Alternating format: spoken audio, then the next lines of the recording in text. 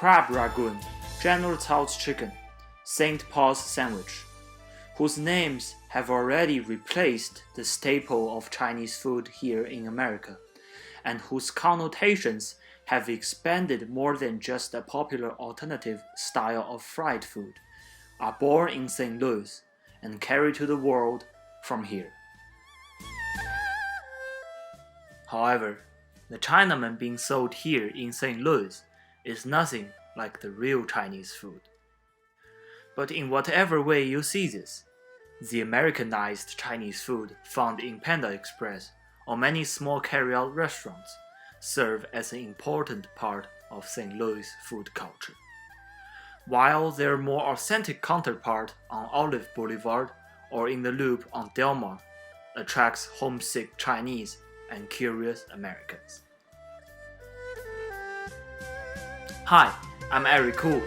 We are about to explore more on the secrets behind the success of the Chinese restaurants in St. Louis.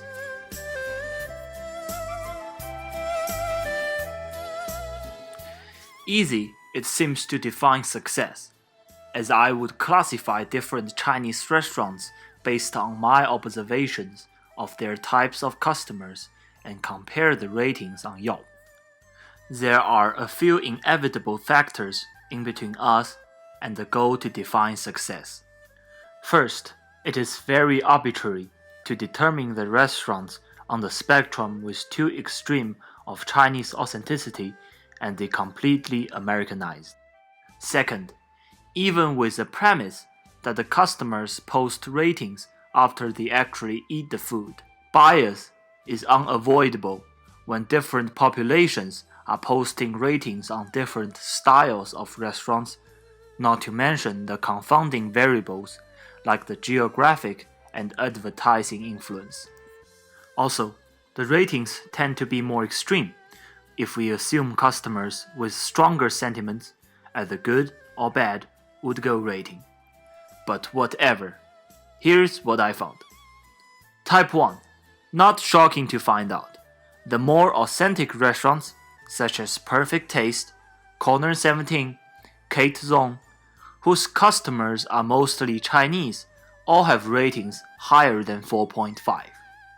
Second on the rank, with the highest rating of 3.6 and oftentimes 3 or lower, and with few exceptions of 2, Panda Express and Lulu, whose customers are mostly Americans, have a moderate rating on Yelp, which is within the expectation of being such a big fast food chain business. However, Chinaman restaurants vary a lot in their ratings, from the score below 2 up to 3.5, partly because they all don't have a large sample size with only a couple commentators for each shop. Just to be clear, the definition of success here is only from one angle of how the restaurants behave in front of the customers on the internet. It does have some correlation, but not tightly bind with how much profit they make or how many people actually would like to go there. For example, Chinaman, the cheap Chinese fast food extremely popular in the poorer communities, having food sold in white paper boxes and usually doesn't have dining services, definitely has a worse dining experience than some fine restaurants with beautiful interior designs in the university city. But the Chinaman are characteristic Chinese food that can only be found in St. Louis and has helped the poor to have access to a wider range of food choices. Since there are probably less to learn about the reasons behind how the restaurants behave from those chain restaurants, and I only have a limited amount of time, I will only focus on the other types. I interviewed the current owner and former owner of Chinese Express, a typical Chinaman located on de Belleville Avenue. It has a 3 out of 5 ratings.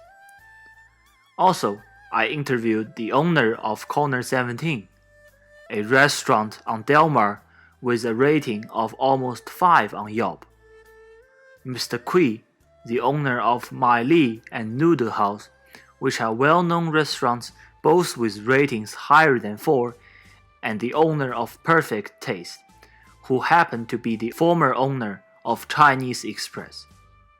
The Perfect Taste is a newly opened Chinese restaurant on Delmar with a rating fluctuating around 4.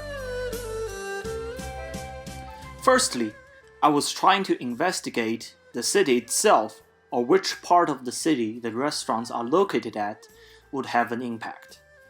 The 2 interviews with the owner of Perfect Taste and the owner of Chinese Express that I did not get permission to record shocked me with their responses. The owner of Chinese Express, the Chinaman carry-out restaurant, made the comment that robberies have happened quite often and tips, pens, food, and even the lucky cat on the table are often gone missing. There's little she can do. Especially in the nighttime, people would inject drugs in the restaurant and all kinds of things happened. The owner of Perfect Taste said the reason that she sold Chinese Express was because of the danger, and she felt much safer moving to Delmar, which is simply a few blocks away. One comment on Yelp said about the Chinese Express: a lot of the customers and the mental patients that frequent the facility. It is sketchy at times. I am sometimes scared that I will be robbed, but the food always had me coming back. But the exact opposite comment was said by the owner of Corner 17, even though the restaurant's workers and customers were attacked by someone months ago. The community around this restaurant is more beneficial. We're like not far away from Washu, and there's a lot of foot traffic. And we're on Delmar Loop, which is very touristy as well. We get a lot of people walking around if it's on a nice day, and we do have a lot of younger crowds, not only from school, and also we get like family, not only Asians, other clientele as well. Right. Like there's a man attacking The restaurant?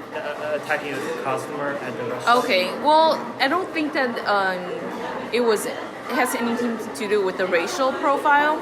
I feel like it did bring some like negative impact because people think that the street Delmar aren't safe or they're targeting Asians. No, that's not the case. The case was that he was just crazy. He saw somebody running in the door trying to get away from him, and he followed up. So that's what happened. So gone violent, and I don't think only affecting St. Louis, but to be honest, I feel like it's not like some direct influence, it's some indirect. Yeah, it's indirect, yeah. Yes. And here is Mr. Kui, the owner of Mai Li, comments on the impact of the city brought. I mean, the positive side is, we're such a good community in town. People are willing to help one another, and also,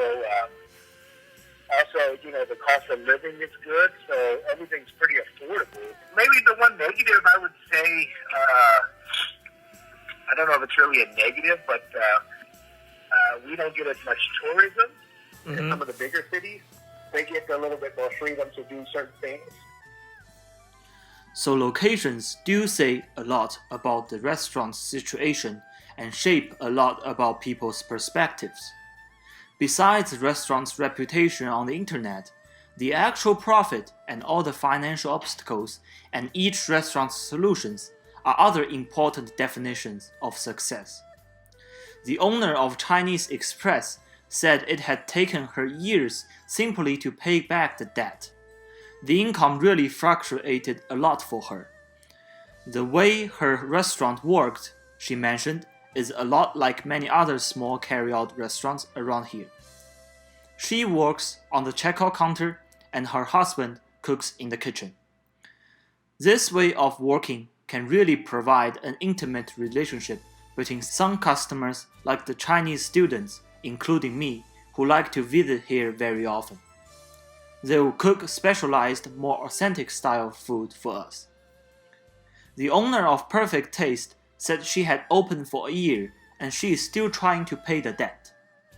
She also complained that the Chinese restaurants like Corner 17 were copying the new ideas that she brought in, and she did ask a lot of questions for me about how she could outcompete Corner 17. I interviewed her before the outbreak of coronavirus in America, but she still commented that there is a significant decrease in the customers because of the virus. She said her husband and she are doing many of the jobs in the restaurant. For example, when I was interviewing her, she was preparing dumplings for the weekend's large influx of customers. Also, she said the cook that she hired is really important because that defines how good the food is. However, different from both of these approaches, the owner of Corner 17 talked about her story. We had our first restaurant back in 2008, and that did not work well because of economy around 2008. We moved from Alabama to St. Louis area, and we started working for others, and then started saving up some money, started opening another restaurant. Well, we bought a restaurant called Joy Luck, and then but in turn we renovated it, and then but we wanted something like to our own. We worked as a family when we, like I said before, we opened Corner 17. We already have another restaurant that we were making money from. So Corner 17 was just another idea that we want to invest in. So we took the money we already saved up, and we did apply for a small amount of loan, but yeah, I don't think we still have that anymore. We always cook at home a lot. We experiment a lot of different Chinese cuisine, not targeting on like one specific style. We'll try it all, and then so whenever we really like something, and we were always like, oh yeah, now it could be something that would be like, popular, what turns can be like on the menu or something. So we're always experimenting at home. Well, I think that a lot of Asian restaurant open is because the establishment that we made of Corner 17 and have other people think that this is a good area to invest in for their business to get popular and to be successful. But in the case where we only have like so much population, you only have one pie. If you're not bringing any more like clientele, you're just splitting off the one that we already. But I think we're doing great. I mean, we're doing fine. We're very connected with our customer, and because we've been here for a while, we've been here for 7 years now, and we're like a neighborhood restaurant. I think that when people come to Corner 17, because it's just something they're familiar with, and then it's nostalgic, it's comfortable. We're very aware of needs of the customers, because like we're always trying to update menus, and then I just want to change the menu because I want to show my care, because I have a lot of customers that we have a lot of loyal customer comes here, and I want to show my appreciation in a way that I am constantly trying to improve myself. It's another way for yourself to don't get comfortable. When being asked upon expanding her business, we're only a small family, but a chain restaurant. Whenever you're expanding like nationally, it's harder to be consistent with the work and the customer service, and also the product. But yeah, we haven't really like thought through yet. But we do have a couple ideas flowing around, like maybe open another spot for Corner 17 somewhere like around the city, or like Baldwin, somewhere around there. So. And here is Mr. Kui telling his stories. Mr. Kui's parents opened up Mai Li, and it was renovated by Mr. Kui for several times, and last year he opened up his second restaurant, Noodle House, in several locations in St. Louis.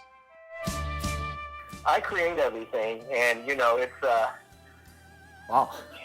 I put the menu together, and it's basically in our business, we try to learn from everyone else. I didn't create pho, or I didn't create ramen, or, we just kind of put our spin on it to kind of, we do hire cooks, but we train them, to cook the way we eat and train them to have the same taste as we do. Luckily for me, I worked in a restaurant my whole life. I grew up in my lease. My mother started my lease. So kind of learned it from there. And, you learn it from a lot of your friends. You learn a lot from cooking and asking a lot of good questions. It's a learning process every day. So we're still learning new stuff. I think a lot of people, they kind of don't understand. In this business, you hope to get out of debt in about 4 to 5 years. Which sounds crazy. Yeah, it's pretty crazy business. A lot of patience, obviously, lots of frustration. Lots of hard work. You're really hoping to do 10 to 15% net. So basically, let's say my restaurant brings in $1 million of revenue. At the end of the day, you hope to make 10%, which is only $100,000. Yeah, so people don't realize that. When you have a restaurant, there's a lot of money going out. Because you got to think your food and payroll alone is half of your revenue. So what you pay the staff and your food costs, that's 50%. That's not including tax and utilities. You know what I mean? That doesn't include all the other stuff. So that's why a lot of people, after they learn the numbers in the restaurant, everybody's like, well, why do you do it? This is crazy. That's why people always ask me. They say, you got any advice for someone that wants to start a restaurant? And I always say, yeah, my advice is don't do it. Wow. Yeah, wow is correct. Once you open the second business, there is no more money in the bank. Okay. So you're basically starting over, and you're hoping that two restaurants, if successful, can help make the payment process quicker. We've been very fortunate, and we have been successful. But it's hard. The bigger busier you become, that means the more you have to hire. The more So even though you make more revenue, your expenses are a lot higher too. One thing that came out in all of the 4 interviews is about building a community around this restaurant. The owner of Chinese Express mentioned the importance of her and her husband's cooperation and caring for each other. The owner of Perfect Taste mentioned to do more work than the employees and to communicate with the cook very often. Also, here is what the owner of Corner 17 and the owner of Mai Li said. The thing is, with Corner 17, all the staffs who has been working for our family for over decades. Even before we had our other restaurants. So they've been working with us over decades. So which is a really, I personally think it's really cool because I work in the restaurant industry for a long time, but for majority of your worker to stick with you for over decades of time, keep up with the consistency and update. One of the things is you learn how to put a team together. You try to put people in the right position, and you just try to be good to your customers, and you kind of build a community. You know what I mean? Mm-hmm. So that's kind of what I learned. That's how you succeed. Because a lot of people that come to you, they live in the neighborhood, and you want them to come back and enjoy your food. And it doesn't matter how long you've been open. You still have to treat people good and go out and meet people and shake hands and let people know that, you're in a new area. Mm-hmm. A lot of people, they don't know. Ads help a little bit, but most of the time it's, going out and meeting people and, cooking and events and fundraisers. That's how you get your name out. Okay. A lot of the stuff that I do is still, meeting people and shaking hands and, it's a big city, there's over 3 million people in St. Louis, so it's kind of, you still have to get out there. A lot of people don't know that you're open, and, for one of my restaurants, like My Lee's, has been open for 35 years, there's still tons of people that don't even know that, they've never been to My Lee's before. It kind of sucks because in this business, you don't make a lot of money anyway. And so when you first open, you have to give away more. You know?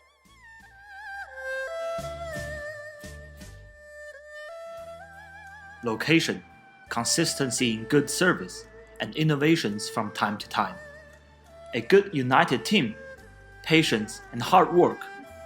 All these are the cornerstones of a successful Chinese or other type of restaurant to rise over the obstacles of financial burden, dangerous environment, economic competition, and so on. However, curious I am conducting my interviews, I was pondering what makes these people keep doing this. It might be as helpless as the owner of Perfect Taste answered. I lack of education and English speaking skills as a Chinese immigrant. What else can I do besides opening up a restaurant?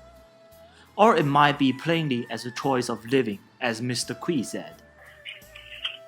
You know, we love ramen. We did a lot of research. And, we did a lot of research. Just trying to, give that to the city of St. Louis, what we love to eat. And that's basically the inspiration for the restaurant, to bring more awareness to Asian cuisine, Mm-hmm. whether it's Chinese or Vietnamese or, Right. Japanese, Filipino. We're just trying to bring more awareness to, the different Asian culture, Asian cuisine. Mm-hmm. We love it. I love it, it's just hard work. You have to love what you do, and you have to work hard every day, the same way, and you have to love what you do, and that's kind of like what's kept us there. We just kind of grind it out and doing what we do every day. Chopsticks have a square end and a round end. To the Asian people, the square means earth and the round means sky. We hold the square end as those farmers have been doing for thousands of years on their beloved land in the Far East. We put the round end in our mouths as goes the traditional adage. Food is the paramount of the people. Time flows by and tastes change. But the only thing that are timeless are the people's passion for food and yearn for a more peaceful and better life. Thank you for listening to my podcast. For any further interests, I attached the audio about how restaurants are doing in the time of this pandemic. You could keep listening if you want. Also, I would like to pay my greatest thanks to SLU English Department, Mr. Kui, the owner of Mai Li, Corner 17, Perfect Taste, and Chinese Express. Right now, it's really difficult, really hard because obviously with everything happening with the coronavirus. Yeah, Right now it's really bad. Like it's really we don't know what the future brings, but it's very difficult, and it's not something that you plan for, and it's like we really, as right now as a society as a whole, all the small businesses, we have no idea. Right. We have no idea what to do right now because we can't do anything. I'm telling you right now, that's why this business is tough. Half of the restaurants will no longer open. And that's scary. That's really scary. But I think that's the truth. Half of these restaurants, they won't reopen again. We're struggling right now, so even for me, I'm trying to figure out what to do because it's a struggle right now for me. We're trying our hardest right now. We're doing everything we can to try to make sure we're successful and get everything going. So it's right now, first of all, there's no money coming in, so we can't pay, the rent. We can't pay tax. We can't pay the rent. We can't pay bills. It's very stressful for me right now because we're trying to figure out what to do. We're just sitting here trying to hope that something comes out of this, but, as of right now, it doesn't look good. Yeah, right now we're doing, carry out, but we're down, all the restaurants are down 70, 80%.